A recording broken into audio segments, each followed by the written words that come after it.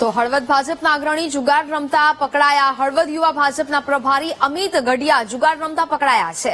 અમિત ગઢિયા સહિત 6 લોકો સામે પોલીસે કાર્યવાહી હાથ ધરી છે।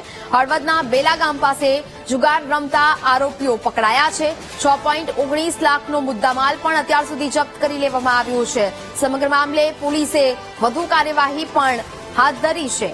હળવદ ભાજપના અગ્રણી પણ આમાં સામેલ હોવાનું સામે આવ્યું છે કે જેઓ જુગાર રમતા પકડાયા હતા। હળવદના બેલા ગામ પાસે જુગાર રમતા આ આરોપીઓ છે તે પકડાઈ ગયા છે। સાથે સાથે 6.19 લાખનો મુદ્દામાલ પણ પોલીસે જપ્ત કરી વધુ કાર્યવાહી છે તે હાથ ધરી છે।